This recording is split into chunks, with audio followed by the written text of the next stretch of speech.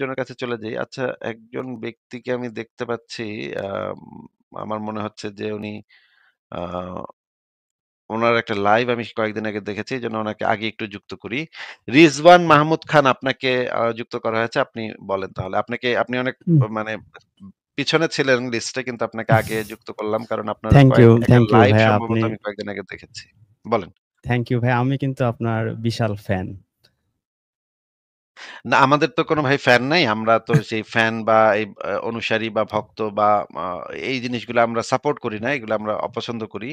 আ আপনার একটা লাইভ আমি কয়েকদিন আগে দেখেছি। দেখে আমার কাছে ভালো লেগেছে। আমার কাছে মনে হয়েছে যে আপনার, যদিও আপনি আ সম্ভবত আহলে কোরআন, আ আমি একটু টেনে, টেনে দেখেছি। আমার কাছে মনে হয়েছে যে আপনার মানে পয়েন্টটা ঠিক আছে। যদিও আপনার মতের সাথে আমার মিলবে না, কিন্তু আপনার পয়েন্টটা, আল্টিমেট যে পয়েন্টে আপনি গেছেন সেটা ঠিক আছে আপনার সাথে। আমার সেই বিষয়ে কোনো মানে, আমিও আপনাকে কখনো আক্রমণ করব না। আপনিও আমাদেরকে কখনো নিশ্চয়ই আক্রমণ করবেন না বা আমাদেরকে হত্যা করবেন না। আমরা মানে একই চায়ের দোকানে বসে ভিন্ন মতের ২ জন মানুষ তর্ক-বিতর্ক, যুক্তিতর্ক এবং হাউকাউ চিল্লাপাল্লা সবকিছুই করতে পারবো, কিন্তু একজন আরেকজনকে আঘাত না করে। এইটাতে তো আমরা একমত নাকি রিজওয়ান ভাই? অবশ্যই, অবশ্যই। কুরআনও এই কথাই বলে। কিন্তু মোল্লারা তো এই ইসলামটাকে ধ্বংস করে দিচ্ছে। এটা তো আপনি নিশ্চয়ই জানেন। আর আমি কেন এটার আপনার সাথে আমি ফ্যান একমত সেটা না। জিজ্ঞেস করলেন না, এটার আমি সাথে আমি কিন্তু একমত কষ্ট না। পাইলাম। আমি কেন আপনার ফ্যান? আচ্ছা, ওইটা আপনি আসলে বইলে আপনার মতো করে মানে অনেকেই আছে আপনাদের মানবতার যেই সেটা আপনারা প্রচার করেন। কিন্তু আপনার মধ্যে যে বিনয়, যে ভদ্রতা এবং যে সহ্য ক্ষমতা আমি দেখছি এটা আসলে আমারও নাই। যেটা আপনার মধ্যে আমি আসলে অনেক সময় বলিও যে, আসিফ ভাইয়ের মতো যদি ওরকম সহ্য ক্ষমতা থাকতো, কিন্তু হয়নি। তো আপনার যেই বিহেভ, যে বিনয় বা যে মানে সহ্য ক্ষমতা, আমি এগুলোর সত্যি ফ্যান এবং আপনার কাছ থেকে সিরিয়াসলি বলতে আমি অনেক কিছু শিখছি এবং আপনার সংসার.com এর মনে হয় এমন কোনো আর্টিকেলস নাই আমার পড়া হয় নাই। সিরিয়াসলি। মানে I thank mean you it. ভাই। আর্টিকেল গুলা পড়ার জন্য তো অনেক ধন্যবাদ। এবং আপনি যে আহলে কোরআন হয়েছেন, এইটার পেছনে কি আমাদের আলোচনা বা আমাদের লেখা বা আমাদের কথাবার্তা, এটা কি কোনো রকমের ভূমিকা রেখেছে, নাকি আপনি আগে থেকে আহলে কোরআন ছিলেন? না, আপনাদের ঐখান থেকে তো আমি আপনার মতোই আরকি বলতে গেলে যে সত্যানুসন্ধানী। যেটা সত্য আচ্ছা। সেদিকে আমি একটা জিনিস ভুল জানতেই পারি। কিন্তু কেউ যদি আমাকে ধরিয়ে দেয়, আমি অবশ্যই সেটা খোলা মনে মেনে নেব। ইভেন এখনো যদি আমি যেই পথে আছি, যদি কেউ আমাকে যুক্তি দিয়ে, লজিক দিয়ে বা এভিডেন্স দিয়ে যদি আমাকে বুঝিয়ে দেয় যে, "না ভাই তোমার এখানে এই প্রবলেম আছে।" সেটা আমার কাছে যুক্তিসঙ্গত মনে হলে অবশ্যই আমি আমার স্ট্যান্ড পরিবর্তন করব এবং এই কোয়ালিটিটা আমি আপনার মধ্যে দেখার কারণে আমি কিন্তু আপনার মানে অনেক আগে থেকেই আমি আপনার ভিডিও দেখি বা শুনি। আপনাকে আমার ভালো লাগে। একেবারে অন্তরের অন্তঃস্থল থেকেই এটা বলে ফেললাম। এখন হয়তো অনেকে ইসলামপন্থীরা নেগেটিভলি নিবে। আমি সেই ঝুঁকি নিয়েই বলে ফেললাম। আচ্ছা, যদিও আপনার আহলে কোরআন মত কনসেপ্টের সাথে আমি একদমই একমত না। আমার কাছে, আমি যেটা মনে করি যে হাদিস কম্পাইলেশনটা কোরআনের থেকে বেটার ছিল। হাদিস কম্পাইলেশন এর যে ফুল প্রসেস, সেটা কোরআনের থেকে অনেক গুণ বেশি, অনেক গুণ ভালো ছিল। আ তারপরে আপনার সাথে কথা অন্তত বলা যায়। আপনি তো নিশ্চয়ই আপনারা আপনাদের কয়েকদিন আগে যে লাইভটা আমি দেখলাম, সেই লাইভটার ভিতরে আমি দেখলাম যে আপনি আ বেশ ভালো রেফারেন্স দিতে পারেন। কোরআন থেকে ফটাফট আপনি একটার পর একটা রেফারেন্স দিয়ে যাচ্ছেন। সেই জিনিসটা আমি একটু অবাক হয়েছি যে আপনি মানে অনেক ভালো মনে রাখতে পারেন। আপনি সম্ভবত, আপনি কি হাফেজ একজন কোরআনের? জি না, জি না। আচ্ছা, আমি দেখলাম যে আপনার আপনি, আপনার রেফারেন্স দেখলেও তো আমার মাঝে মধ্যে আপনাকে হাফেজ মনে হয়। না, আমি তো ভাই মানে অ্যা অ্যা এত মনে রাখতে পারি না। কিন্তু আপনার যে মনে রাখার ইয়াটা দেখলাম আমি, প্রত্যেকটা আলোচনা হচ্ছে, আলোচনার মাঝখানে, মাঝখানে আপনি একেকটা মানে রেফারেন্স বলে দিচ্ছেন। কোরআনের এই আয়াত, কোরআনের ওই আয়াত। এই জিনিসটা আমার কাছে ভালো লেগেছে যে আপনি খুব ভালোভাবে ডিটেইলস এ কোরআন পড়েছেন এবং আ চেষ্টা করেছেন যে কোনো, যদিও আমার কাছে মনে হয়েছে আপনি চেষ্টা করেছেন খানিকটা গোঁজামিল দিতে, কোনোভাবে গোঁজামিল দিয়ে জিনিসটাকে ঠিক রাখতে, কোরআনটাকে ঠিক রাখতে। আ হয়তো অনেক সময় আপনি ইচ্ছাকৃতভাবেও কিছুটা কিছু, কিছু না, গোঁজামিল আপনি দিয়ে। আমাকে ধরিয়ে দিলে আপনি যদি আসলেই শুভাকাঙ্ক্ষী হন, আ আপনি আমাকে ধরিয়ে দিলে ইনশাআল্লাহ আমি আপনাকে এতটুকু কথা দিতে পারি, আমি অবশ্যই সংশোধিত হব। না, না, আমি আপনার বিরুদ্ধে অভিযোগ করছি না। আপনার ঠিক আছে, আপনি যেটা করছেন সেটাতে আমার কোনো সমস্যা নাই। আপনি একটা বিশ্বাস করতেই পারেন, সেটা আপনার বিষয়। কিন্তু আমি এই অবস্থানটাকে একটা অনেস্ট, একদম সব দিক থেকে অনেস্ট অবস্থান মনে করি না। তারপরে আপনি আপনার অবস্থান, আপনি যেহেতু আমার কোনো প্রবলেম তৈরি করছেন না, আমাকে তো ভাই কোপাচ্ছেন না, সুতরাং আমার তো কোনো সমস্যা নাই তাতে। না আপনি আপনি বিশেষ যেই অবস্থায় আছেন আমি কি আপনার চেয়ে ভালো অবস্থায় আছি? আপনার কি মনে হয় না, বলেন তো? সেটাই যে আমি এবং আপনি একই জায়গাতে আছি। কারণ মোল্লারা আপনাকেও কোপাবে, আমাকেও কোপাবে। আপনাকেও ছাড়বে না, আমাকেও ছাড়বে না। ২ জনই বিপদের মুখে। তো আমি যেটা ভাবছিলাম রিজওয়ান ভাই, আমরা একটা আলোচনা করতে পারি কিনা, একটা মানে বিশেষ লাইভ করতে পারি কিনা, যেখানে আপনারা যারা আহলে কোরআন আছেন, আ আমরা তারাও তাদের পক্ষ থেকে ১ জন ২ জন আসলেন। হিন্দু ধর্মের অনুসারী না যারা আছে তাদের আহলে কোরআন কনসেপ্টটার সাথে তো আমি একমত না। ও আচ্ছা। তাহলে আপনি কি আ অ্যাকর্ডিং টু কুরআন হচ্ছে আমার পরিচয় সূরা নামলের ৯১ নম্বর আয়াত অনুযায়ী আমার আইডেন্টিটি হচ্ছে আমি মুসলিম। এর বাইরে কোনো আইডেন্টিটি দেওয়ার কোনো সুযোগ তো নাই। আচ্ছা। আ কিন্তু তারপরেও আমরা যদি এমন একটা আলোচনা অনুষ্ঠান করতে পারি যে আপনাদের পক্ষ থেকে আ একজন প্রতিনিধি আসলেন, আ হিন্দুদের পক্ষ থেকে একজন প্রতিনিধি আসলেন, যারা আহলে হাদিস তাদের না পক্ষ থেকে একজন হিন্দুদের প্রতিনিধি হিন্দুদের এখানে আমি ভাইয়া আমি বলতে চাই সেটা হচ্ছে যে আল্লাহ যখনই কিতাব পাঠায় তখনই এই যেই নবী বা যেই রাসূল বা যেই মহামানবের কাছে কিতাবটা পাঠানো হয় তাদের তিরোধানের পরই এই মোল্লাদের ফাজলামি শুরু হয়। যেমন আপনি তো জানেন নিশ্চয়ই খুব ভালো করে যে তাওরাত যখন মুসা নবীর কাছে এসেছে, মুসা নবী মরার পরে কিন্তু এই তালমুদ, তানাক, মিশনা, মিদ্রাস এগুলো বানাইছে। খ্রিস্টানদেরও একই অবস্থা, মুসলিমদেরও আল্লাহ রাসূলের মৃত্যুর ২০০-৩০০ বছর পরে এই বুখারী, তিরমিজি এগুলো বানিয়ে কুরআন বিরোধী সব আজগুবি শরীফ এগুলো বানিয়ে ইসলামটাকে ধ্বংস করছে। হিন্দুদেরও একই। বেদের পরে এরা রামায়ণ, মহাভারত, গীতা-টিতা যা বানাইছে, আপনি তো জানেন এটা নিশ্চয়ই যে বেদে আছে একময় বিধাত্তাম, ঈশ্বর একজন, নাতাস্তি প্রতিমাস্তি। কিন্তু এগুলো ওরা এই মুসলিমদের মতই হাদিসের কিতাবের নামে মানে ওই স্টাইলে আমি জাস্ট বোঝানোর জন্য বলছি। ওগুলো বানিয়ে কিন্তু এই ধর্মটাকে ধ্বংস করছে।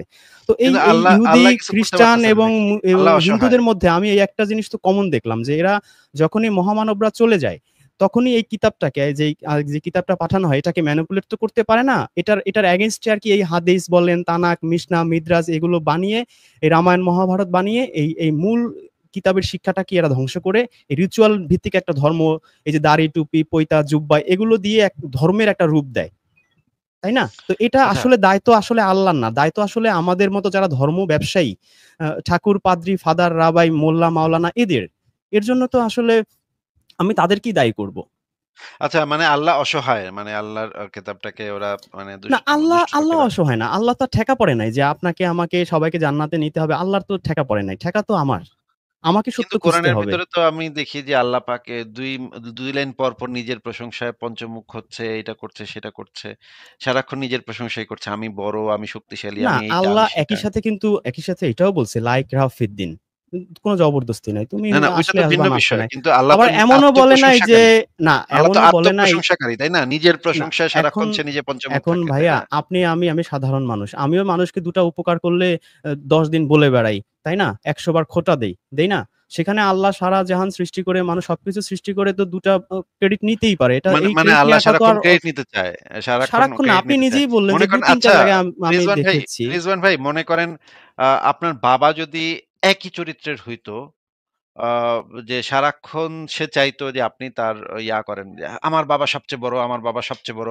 দিনের ভিতরে ৫ বার আপনার বাবা চায় যদি আপনার কাছে যে আপনি ৫ বার গিয়ে বাবারে তেল মালিশ করবেন। "আমার বাবা সবচেয়ে বড়, আমার বাবা সবচেয়ে ভালো, আমার বাবা সবচেয়ে সেরা।" আ এই জিনিসটা আপনি যদি করতেন, তাহলে আপনার বাবা কি খেপতো না? না, আমার মনে হয় যে আমরা একটু মিস ইন্টারপ্রেট করতেছি। আল্লাহ কখনোই কুরআনে বলে নাই যে, "আমার প্রশংসা করলে আমি তোমাকে জান্নাত, স্বর্গ বা বেহেশত দিব।" অ্যাকর্ডিং টু কুরআন আমি বেদের কথা বলছি না বা তাওরাতের কথা বলছি না। আল্লাহ বলছে যারা ঈমান আনবে সে সূরা বাকারার ৬২ আয়াত আপনি জানেন। ঈমান আনলেও তুমি জান্নাতে যাবে এমন গ্যারান্টি দেয় না। ইহুদি হোক, খ্রিস্টান হোক, সাবি হোক, যেই হোক না কেন, তোমাকে ঈমান আনার পরে ফার্স্ট কাজ হচ্ছে তোমার কর্মটাকে সংশোধন করতে হবে। আমলকে সলেহা করতে হবে। তাহলে আল্লাহ বলছে তোমার কোনো ভয় নেই, কোনো দুশ্চিন্তা নেই। সুতরাং এই যে আল্লাহ আমি সারাদিন তসবিহ টিপলে আমাকে জান্নাত দেবে, আমি এট লিস্ট কুরআনে এমন কিছু খুঁজে পাই নাই।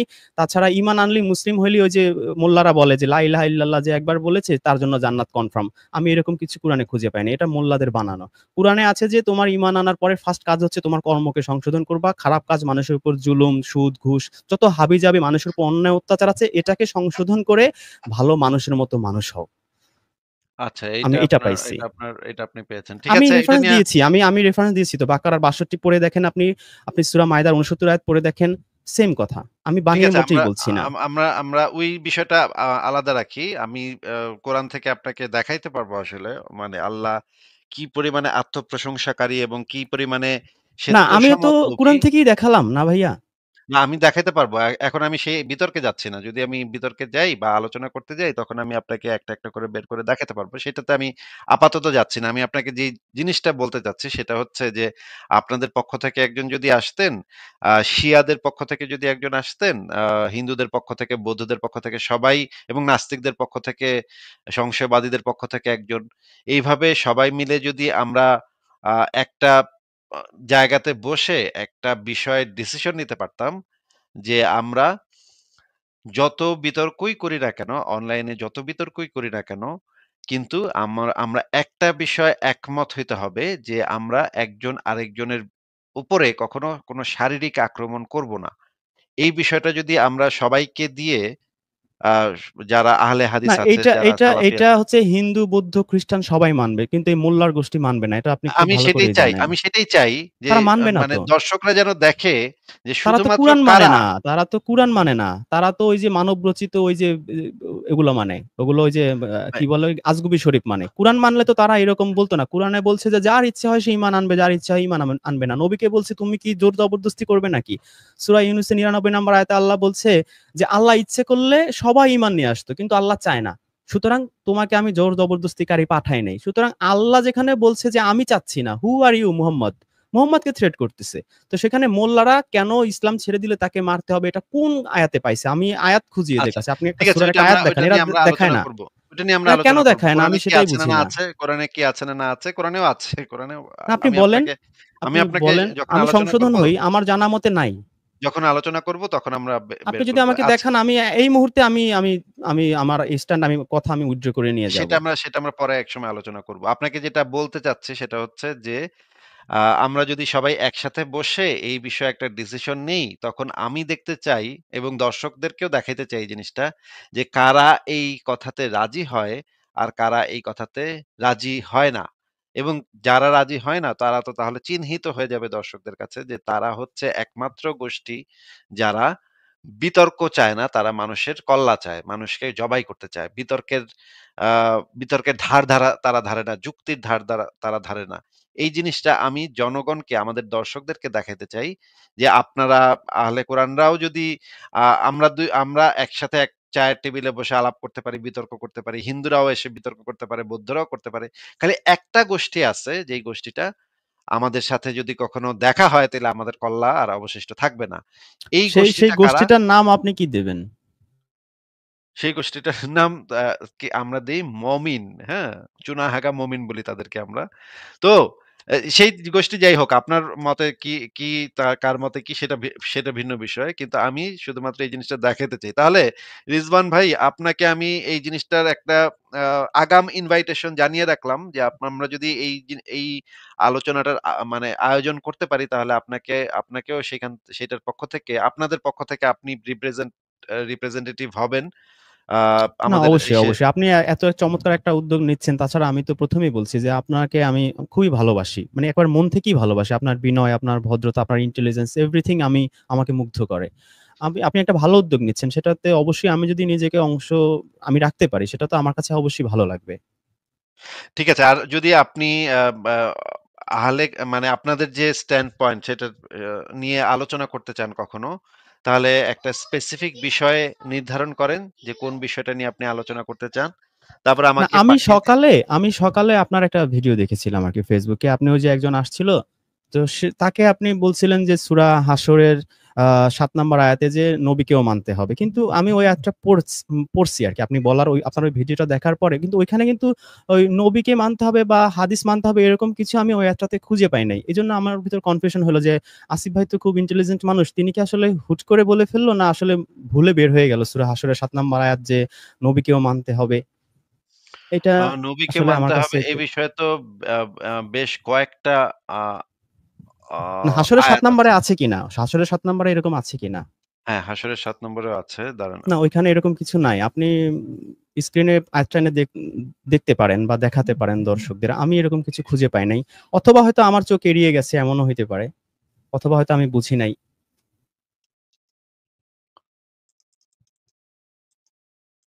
আচ্ছা, আমি বের করতেছি। আ ওই জিনিসটা আমি একটু বের করি তাহলে।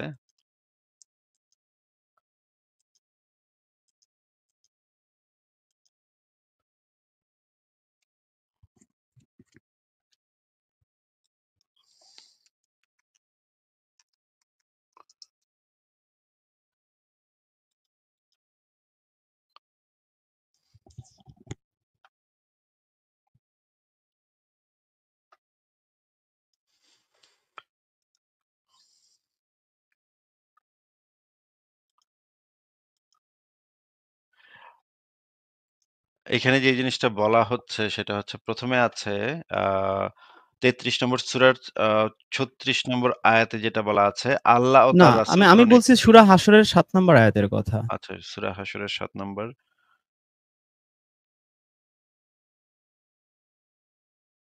এইটা কি সূরা হাশরের ৭ নম্বর আয়াত? জি, জি, জি। রাসূল তোমাদেরকে যা দেয় তা গ্রহণ করো এবং যা থেকে নিষেধ করে তা থেকে বিরত থাকো। বলেন তাহলে এই বিষয়ে কি বলতে চান? না, এখানে আয়াতটার খণ্ডিত একটা অংশ দেয়া। ফার্স্ট এর অংশগুলা নাই। যেই অংশটুকু প্রয়োজন সেই অংশটুকু দেয়া হয়েছে। আচ্ছা, আমি তাহলে কোরআন.কম থেকে দেখাচ্ছি।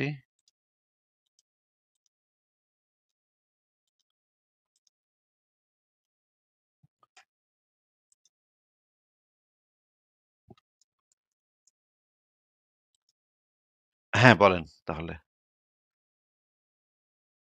জি, এইখানে আপনি যদি ৬ নাম্বার আয়াত থেকে পড়েন, এখানে আয়াতটা মূলত হচ্ছে যে ওই যে একটা বিনা যুদ্ধে যে প্রাপ্ত সম্পদ, মানে যুদ্ধ ছাড়াই কিছু ওই যে ফায় হিসেবে পেয়েছিল, সেই সম্পদ বন্টনের কথা বলা হচ্ছে যে এগুলো তুমি আত্মীয়স্বজনকে, ইয়াতীম, মিসকিন, মুসাফির মানে রাসূল যেইভাবে দেয় সেইভাবে এটা সে বন্টন করে দেবে।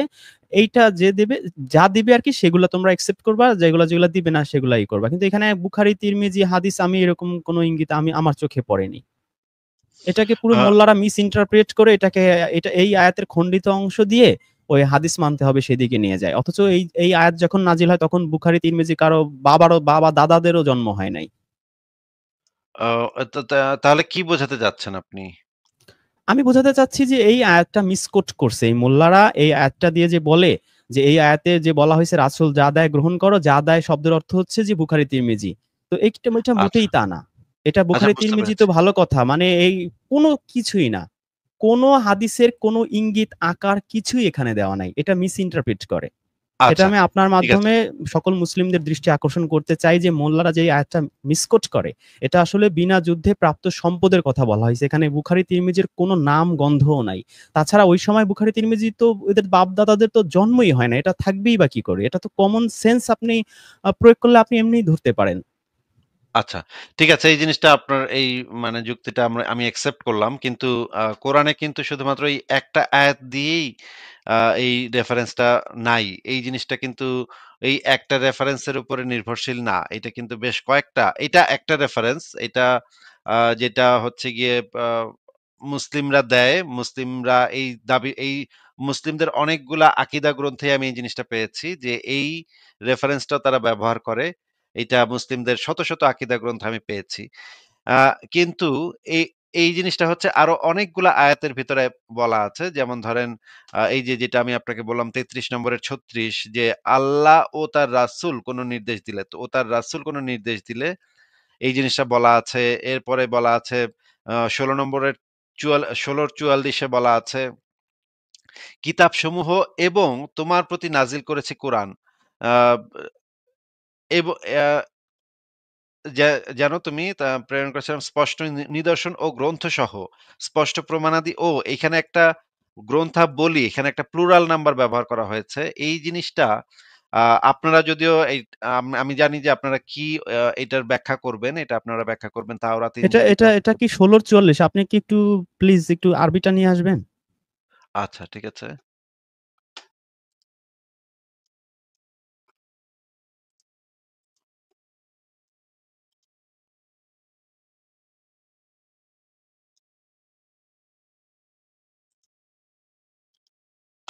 এটা হচ্ছে হ্যাঁ, এটা বলেন। জি, এখানে আছে লিতুবাইয়েনা। লিতুবাইয়েনা তো মানে তো ব্যাখ্যা করা না। এটা হাদিস দিয়ে ব্যাখ্যা করা না। লিতুবাইয়েনা মানে হচ্ছে পরিষ্কারভাবে বলে দেয়া। মানে বলল আলহামদুলিল্লাহি রাব্বিল আলামিন, রাসূল বলবে আলহামদুলিল্লাহি রাব্বিল আলামিন। পরিষ্কার করে তার মেসেজটা পৌঁছায় দেবে। তাছাড়া আপনি যদি সূরা মায়দা ৯৯ নম্বর আয়াতে যান, সেখানে আপনি দেখবেন যে রাসূলের দায়িত্বই হচ্ছে আল্লাহর বাণীটা শুধু পৌঁছে দেয়া। এটার মধ্যে প্লাস মাইনাস করার কোনো সুযোগ তো বা কোনো ক্ষমতা তো আল্লাহ তার রাসূলকে দেয়নি অ্যাকর্ডিং টু কুরআন। আচ্ছা। এখানে কিন্তু তো এখানে তো আমি রিজওয়ান বুখারী ভাই তিরমিজির কোনো ইঙ্গিত পেলাম না। এখানে কি বুখারী তিরমিজির কথা বলা আছে যে রাসূল এই ব্লিতু বাইয়ানা করবে বুখারী বা তিরমিজি দিয়ে? এরকম কোনো কথা কি রিজওয়ান এখানে ভাই আছে? এখন আপনার সাথে এটা নিয়ে আলোচনা করতে গেলেই আমার যেই স্ট্যান্ড পয়েন্টটা নিতে হবে, সেটা হচ্ছে আহলে হাদিসের স্ট্যান্ড পয়েন্টটা নিতে হবে। কিন্তু আপনার সাথে আমি আহলে হাদিসের স্ট্যান্ড পয়েন্টটা নিয়ে আপনার সাথে তর্কটা কেন করব? ন এই না, না আপনি জিনিসটাই আসলে বলেন। আমি বুঝতে এখানে কি পারছি না। আসলে আল্লাহ বলছে আমার কথাটা তুমি লিতু বাইয়ান, আপনি আরবিটা তো আপনি নিজেই দেখলেন। লিতু বাইয়ানা আছে। মানে বায়ান তো যে আমরা বাংলায়ও প্রচলিত যে বয়ান করে। তুমি এটা পরিষ্কার করে বয়ান করে দিবে আমার এই কথাটা। সেটা বলা। কিন্তু এখানে কি বলা আছে যে তুমি আমার এই কথাটা এই বুখারী তিরমিজি দিয়ে তুমি এক্সপ্লেইন করবে? এরকম কথা কি আ আপনি দেখতে এ এ পাচ্ছেন? আমি তো দেখতে রিজওয়ান ভাই, পাচ্ছি না। আপনি দেখতে রিজওয়ান ভাই পেলে আমি প্লিজ আপনাকে বলেন। যেটা বললাম যে আপনার যে যুক্তি সেটার বিপক্ষে যদি আমার কিছু বলতে হয় তাহলে আমার আসলে আহলে হাদিসের স্ট্যান্ড বলেন, পয়েন্টটা বলেন। হোল্ড ইউ আর করে ইউ আর ইউ আর ওয়েলকাম। কিন্তু আমি তো ইউ আহলে আর হাদিসের অলওয়েজ ব্যক্তি না। ওয়েলকাম। আমি তো আহলে হাদিসের ব্যক্তি না যে আমি আপনার সাথে আহলে না আপনি হাদিস হয়ে বললেও আপনার আমি সাথে মাইন্ড বিতর্ক করব না। করব। আপনি যুক্তি দিতে পারেন আহলে হাদিসের। আ আ আ I don't mind at all. কিন্তু আমি আহলে হাদিসের যুক্তি কেন দিব ভাই? আমি তো আহলে হাদিসের ব্যক্তিই না। আমি তো আহলে হাদিস আপনি আমি আপনি তো তাহলে দেখেননি যে এখানে কি আসলে আছে? এখানে কি মানে ওই এক্সপ্লেইন টাইপের বা তাফসিল বা তাফসির যেগুলো যেরকম আছে, আ এই আপনি যে যদি এই জিনিসগুলা সূরা এই জিনিস ফুরকানের ৩৩ আয়াতে যান সেখানে তাফসির শব্দটা পাবেন। এখানে কিন্তু তাফসির শব্দটাও নাই। এই জিনিসে যাওয়ার আগে আমাদের বেসিকটা আচ্ছা, নিয়ে এর আলোচনা আগে করে আপনি ওই নিতে যে হবে। সূরা আহজাবের একটা আয়াত দেখাইছিলেন সেটা দেখাতে পারেন। সেটা এর চেয়ে একটু স্ট্রং মনে হয়। না, না আপনার সাথে এগুলা নিয়ে আলোচনা করতে গেলে বেসিক থেকে শুরু করতে হবে। একদম ফান্ডামেন্টাল জিনিস থেকে শুরু করতে হবে। কোরআন থেকে শুরু করতে হবে। কোরআনটা না, যে আমি আপনি আমি পেয়েছেন দেখেছিলাম যে আপনি কালকে সেইখানে আপনি এই সূরা আহজাবটা দেখাইছিলেন। কিন্তু সেইটাও আমি নিজেও আমিও কনফিউজড হয়ে গেছি। ওখানে কি আসলেই আ রাসূল এই হাদিস-টাদিস বলবে এরকম কিছু কি ওখানে আসলে বলা আছে? সেই সূরা আহজাবের কত আয়াত যেন? ৩০ না ৩৩ আয়াত। আ এইখানে রিজওয়ান ভাই এইখানে বিষয় হচ্ছে যে আপনি কোরআন পড়ে কি বুঝতেছেন সেটা ইসলামের দৃষ্টিতে কোনো রেফারেন্স হিসেবে একসেপ্টেড না। এটা হচ্ছে সত্য কথা। না, না ঠিক আমি আছে? তো একেবারে আরবিতে কি আছে সেটাই বলছি ভাইয়া। আমি তো আর এড করি নাই কোন কিছু। যে ওখানে না লিতু আপনি বায়ানা আছে, আপনি যে বায়ানের আপনি যাই অর্থটাও বোঝেন আমরা না কেন, সবাই আপনি জানি। যাই বুঝছেন না কেন, আপনি ওই আরবি থেকে যেটা বুঝেছেন না কেন, সেটা কোনো অথেন্টিক কোনো একটা রেফারেন্স হিসেবে একসেপ্টেড না। অথেন্টিক রেফারেন্স হিসেবে একসেপ্টেড কোনটা? যেইটা নবী মোহাম্মদ বলেছে, তার সাহাবেরা লিখেছে, তার তাবেঈনরা সেই জিনিসগুলা লিখিত রেখে গেছে, সেগুলা হচ্ছে ইসলামে তো একমাত্র সেই বইটার নাম একসেপ্টেড বলেন, সাহাবীরা লিখছে সেই বইটার নামটা আমাকে বলেন। সাহাবীরা অনেকগুলা বই লিখেছে। সাহাবীদের নামটা ভিতরে যে বলেন। আবু হুরায়রার যে একজন ছাত্র ছিল, যে সে একটা হাদিস গ্রন্থ লিখেছে এবং তো পরবর্তী আল্লাহ কি সময়ে যখন আমাদেরকে বলছে কুরআনে কোথাও যে আবু হুরায়রা লিখবে এইটা তোমরা সেটা মেনে চলবা? আমি তাহলে আল্লাহর সেটাকে কেন মেনে বলতে হবে চলবো সেটা? কেন? আল্লাহর কেন সেটা বলতে হবে কেন? আল্লাহর কেন বলতে হবে? কারণ আল্লাহ তো বলছে যে কুরআন ছাড়া তোমরা আর কি বিশ্বাস করবা? আর কোন হাদিসে বিশ্বাস করতে পারবা না। যেটা ওই যে ভাই ৪৫ এর ৬ আছে স্ট্রেইট কথা। তাহলে নবীর কথা আমি কেন নবীর ইহুদি কথা বিশ্বাস খ্রিস্টানদের মতো সেই তাওরাত চলে যাওয়ার পরে আমি তালমুদ তানাক মিদ্রাস বানাবো? কেন আমি নবীর নবী কথা মুহাম্মদ রাসূলুল্লাহ চলে যাওয়ার পরে আমি বুখারী তিরমিজি বানাবো? হোয়াই? আমি কেন নবীর কথা একইভাবে ইহুদিদের মতো নষ্ট হব? আমার আচ্ছা যুক্তিটা কি? নবীর কথা বিশ্বাস করা যাবে না? নবীর না, উপর যে 23 নবী বছর আর ধরে আল্লাহর সাথে তো একটু পার্থক্য করা শেষ যাবে না। করতে দেন ভাই, শেষ নবী আর করতে আল্লাহর দেন সাথে ভাই। যদি পার্থক্য করি আমি কাফের হয়ে যাব না? আচ্ছা শেষ করতে দেন ভাই। নবী যে 23 বছর ধরে নবীর উপরে যে কোরআনটা নাজিল হয়েছে, 23 বছর ধরেই তো নাজিল হয়েছে, তাই না? রিজওয়ান মাহমুদ খান ভাই 23 বছর ধরে নবীর উপরে কোরআনটা নাজিল হয়েছে না? না, অ্যাকুরেট টাইমটা আসলে কুরআনে দেয়া নাই। আমি এজন্য আপনাকে অ্যাকুরেটলি বলতে পারছি না। আচ্ছা কোরআনটা কার উপরে নাজিল হয়েছে বলেন যদি একটু? হ্যাঁ, নবী মুহাম্মদ রাসূলুল্লাহর উপরে নাজিল হইছে। সেই লোকটার জন্ম কত সালে, মৃত্যু কত সালে? মানে ওইটা মানে নবী এটা কুরআনে মোহাম্মদ নামে নাই তো তো হাজার, আমি হাজার লোক কি থাকতে করে পারে। জানবো? হ্যাঁ, থাকতে পারে। তাইলে আপনি যে কোরআনটা বিশ্বাস করেন এটা পেলেন কোথা থেকে? কার কাছ থেকে পেয়েছেন? আমি আমি কি আপনার কি ধারণা আমি টাইম মেশিনে ১৪০০ বছর আগে গিয়ে সেই নবী না, মুহাম্মদের কাছ না। থেকে নিয়ে আসছি? আমি তো সেটা বলিনি আপনাকে। তাহলে আপনি যে এটাকে তাহলে? বিশ্বাস করতেছেন, আপনি কার কোরআনে বিশ্বাস করতেছেন? এটা কারণ কে লিখছে কুরআন কোথা আমাকে থেকে চ্যালেঞ্জ শুনেছেন? করছে সূরা নিসার ৮২ আয়াতে। আরে ভাই যেটা কোরআনের আমি কি যে পাঠাইছি। এরকম তো হাজার, হাজার বই থাকতে পারে যেখানে বিভিন্ন জনকে বিভিন্ন ধরনের চ্যালেঞ্জ দেওয়া হয়েছে। সেই আপনি না এখন আপনাকে একেবারে সেই জিজ্ঞেস ওই যে করেছি সেই জিজ্ঞেস ট্রিপিক্যাল করেছি। মোল্লাদের মতো করে রিজওয়ান খা লজিক দিচ্ছেন। রিজওয়ান আমি রিজওয়ান আমি মাহমুদ আমি খান ভাই, আপনার কাছ থেকে আপনাকে আমি এটা একসেপ্ট করি নাই। জিজ্ঞেস করেছি যে আমার প্রশ্নটা ভালো করে শোনেন। জিজ্ঞেস করেছি কোরআনটা আপনি পেলেন কার থেকে? কোথা থেকে? কে এই বইটাকে লিখেছে? কে কম্পাইল করেছে? কোন প্রকাশনীতে ১ম এই জিনিসটা পাওয়া গেল? এই জিনিসগুলো একটু বলেন। আমি আমি আমি যেটা ১ম পেয়েছি সম্ভবত সেটা মদিনা পাবলিকেশনস এর থেকে পেয়েছি আরকি। মানে প্রাইমারি সোর্সটা কি? মানুষ সেই জিনিসটা কোথা থেকে প্রাইমারি পেল? সোর্স হচ্ছে এ না ওইটাই মদিনা পাবলিকেশনস। ওদের ছাপা আরকি কুরআনটা। প্রাইমারি সোর্সটা এই মদিনা পাবলিকেশনস না, যে না এখন কোরআনটা আপনি পেল, যদি বলেন আমি তাহলে সেই মদিনা পাবলিকেশনস এ এই যে গিয়ে উনাদের এখন জিজ্ঞেস করতে পারি যে উনারা যে কোথা কাজটা থেকে করছেন, পেয়েছে। যে কাজটা করছেন এইটা আমি যেখান হচ্ছে থেকে পেয়েছি আমি তো আপনার সেটা যে বলব ভাইয়া। আপনার যে অসততা, আপনার যে স্ট্যান্ডে যে অসততা আচ্ছা আমি সেই এখন কি জিনিসটা বলব এখন আমি প্রকাশ আমি হচ্ছে। ১৪০০ বছর আগে গিয়ে এই নবীর কাছ থেকে পেয়েছি এটা বললে এই আপনি বইটা খুশি হবেন? মনে করেন গীতাঞ্জলি বইটা আমি কোথা থেকে পেয়েছি। আমাকে যদি কেউ জিজ্ঞেস করে আমি তো খুব পরিষ্কারভাবে বলতে পারবো যে গীতাঞ্জলি বইটা লিখেছেন রবীন্দ্রনাথ ঠাকুর। উনি লেখার পরে ও সেই আচ্ছা, আচ্ছা জিনিসটা এটার উত্তর আমার কাছে আছে। একটু কথাটা এইটা শেষ করতে দেন ভাই, কথাটা শেষ করতে দেন। আচ্ছা। কথাটা শেষ করতে দেন। গীতাঞ্জলি কবিতার ভেতরে অনেকগুলা কবিতা আছে। সেই কবিতাটা হয়তো রবীন্দ্রনাথ ঠাকুর অনেকদিন ধরে লিখেছেন, অনেক সময় ধরে লিখেছেন। অনেকদিন ধরে লেখার পরে তিনি কয়েকটা কবিতা একত্রিত করার পরে সেটাকে পাবলিকেশনস এ পাঠিয়েছেন একটা ছাপাখানায়। তখন ছাপাখানার যে ছাপার যে লোকজন তারা সেই জিনিসটাকে একত্রিত করে বানান-টানান সব দেখেছে ঠিকঠাক আছে কিনা, লাইন-টাইন সব ঠিক আছে কিনা। তারপরে আবার রবীন্দ্রনাথ ঠাকুরের কাছে প্রুফ রিড করতে পাঠিয়েছে। যেটা আরকি নরমাল বই ছাপার ক্ষেত্রে হয়। সেভাবে প্রুফ রিড করতে পাঠিয়েছে। রবীন্দ্রনাথ প্রুফ রিড করে বলেছে, "হ্যাঁ, এইটা ঠিক আছে।" ফেরত দিয়েছে। তখন ওইখান থেকে ১ম গীতাঞ্জলি বইটা বের হলো। পুস্তক আকারে পুস্তক আকারে ১ম গীতাঞ্জলি বইটা বের হলো।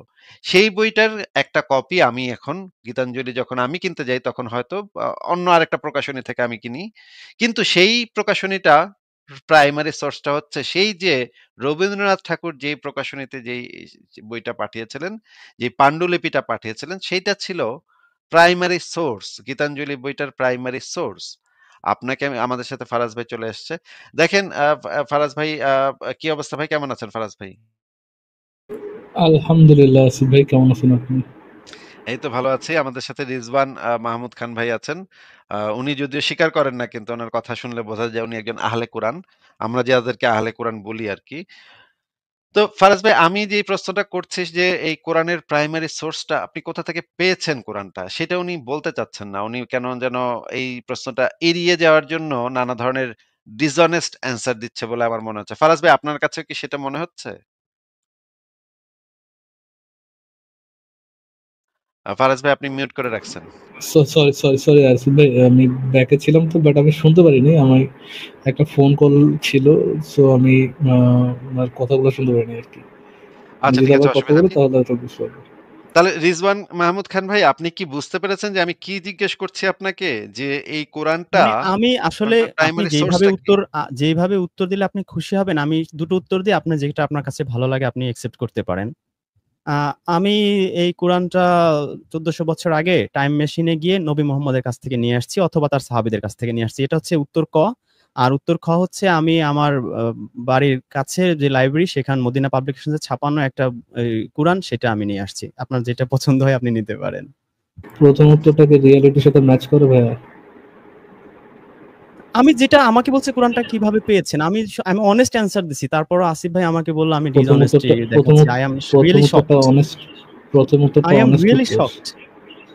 তাহলে প্রথম উত্তরটা কি আপনারা আমাকে অনেস্ট উত্তর? বলেন আমি কিভাবে অ্যান্সার দিব? আমি সেভাবে দিচ্ছি যেভাবে আপনারা শকড না হন। প্রথম কারণ উত্তরটা কি আসিফ ভাই আমার প্রথম খুব পছন্দের উত্তরটা কি মানুষ। প্রথম উত্তরটা কি অনেস্ট উত্তর ভাইয়া?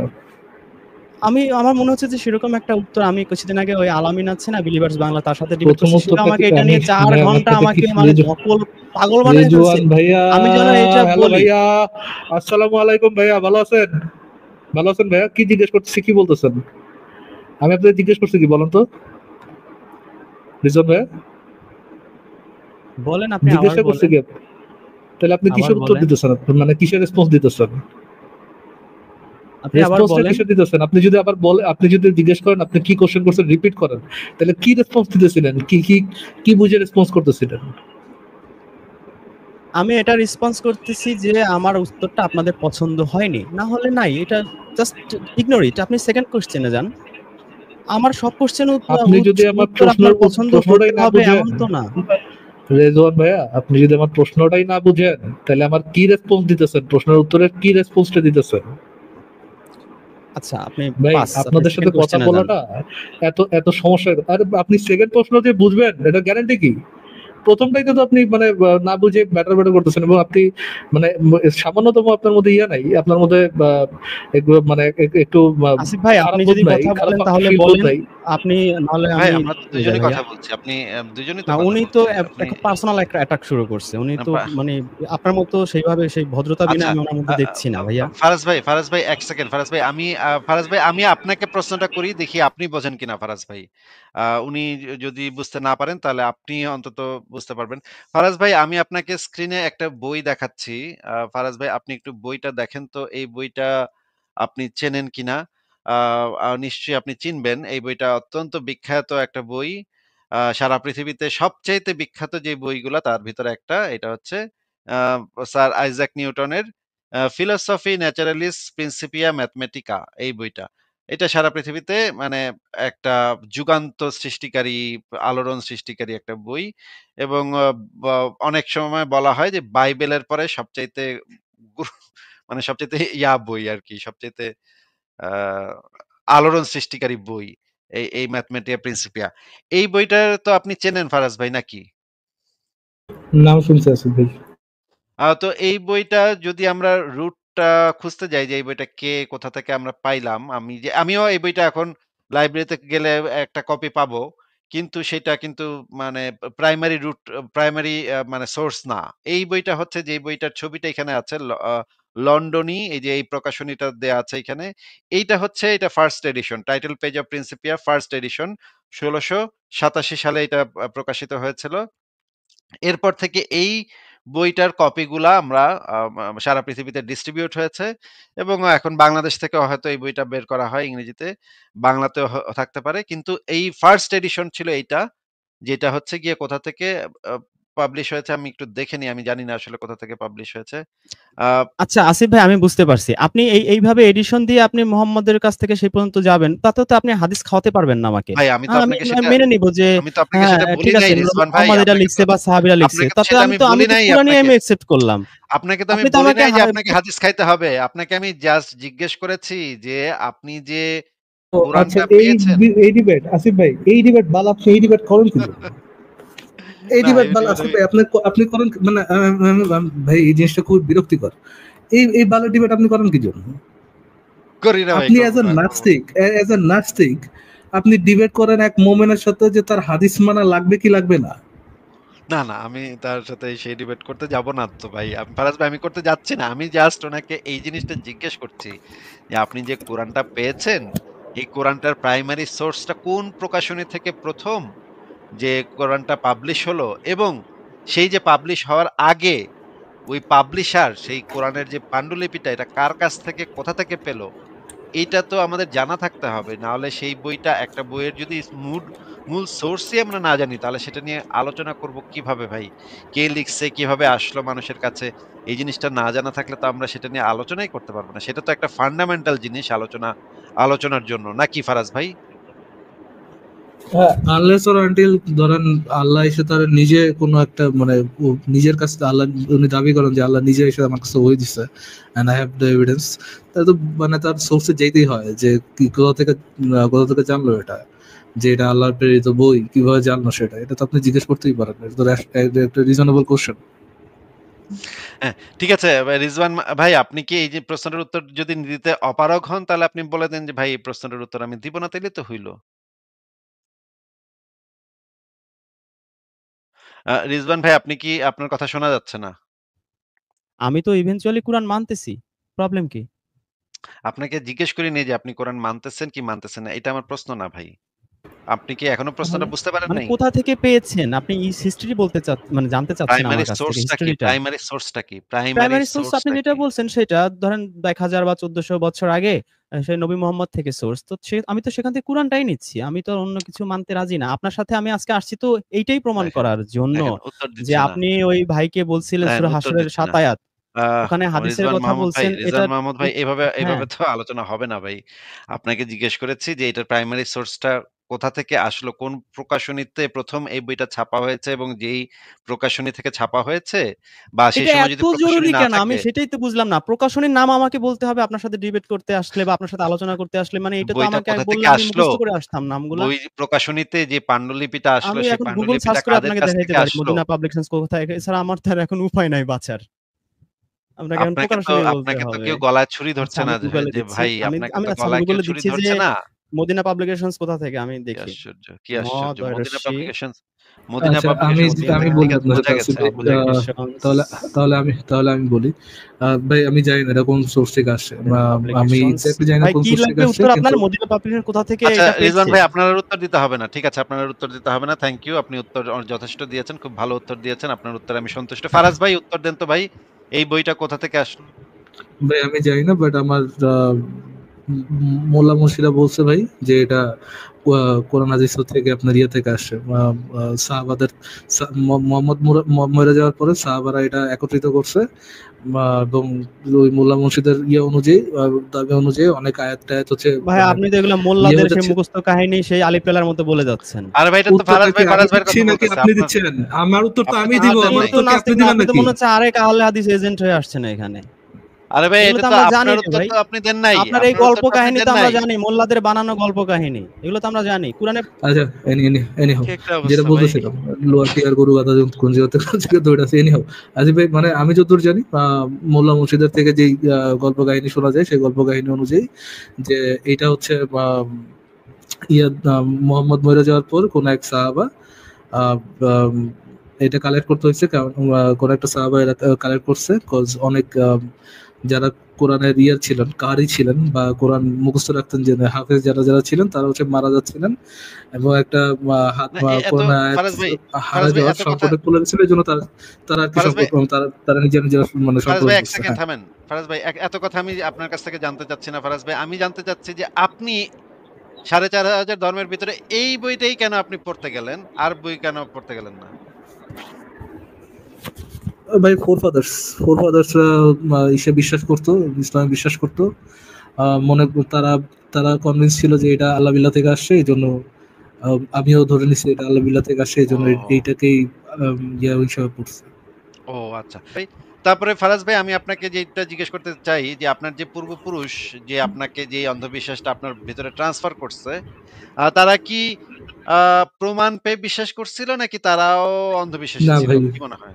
আহ, আমার ফোর ফাদার্সরা এটাই বিশ্বাস করতো যে মোহাম্মদ নামের একজন নবী ছিলেন, যিনি শিশুর সাথে যৌন সঙ্গম করেছিলেন, শিশু ধর্ষণ করেছিলেন। ওই শিশু ধর্ষক নবী বলেছে, মানে যদিও তারা এটাকে শিশু ধর্ষক মনে করতো না, বাট এই শিশু ধর্ষণকারী নবী উনি যে প্রপোজালটা দিয়েছিলেন যে তাকে কোরআনটা আম, যে আল্লাহর কিতাব এটা হচ্ছে ইমানের অংশ, এটা তাকে অন্ধভাবে বিশ্বাস করতে হবে, সে আল্লাহর নবী, এটাও ইমানের অংশ, এটাও তাদেরকে অন্ধভাবে বিশ্বাস করতে হবে। আল্লাহ বিল্লাহ বলে কেউ আছে, এটাও ইমানের অংশ, এটাও তাদেরকে অন্ধভাবে বিশ্বাস করতে হবে। পেরেছি। এগুলো সবই ইমানের অংশ এবং তারা অন্ধভাবে বিশ্বাস করছে এটা, এবং এটাতে অবিশ্বাস করলে তারা মনে করতো যে এতে তাদের ইমান নষ্ট হয়ে যাবে এবং ইমান নষ্ট হয়ে যাওয়ার কারণে তারা যদি হঠাৎ করে মারা যায় তারা জাহান্নামে যায় আজীবন পুড়তে পারে। এই জন্য তারা এটাতে কোনো ধরনের ডাউট করতো না। মোল্লা মুর্শিদরা যেমন অন্ধবিশ্বাস করতো, তারাও এটাতে একইভাবে অন্ধবিশ্বাসী করতো।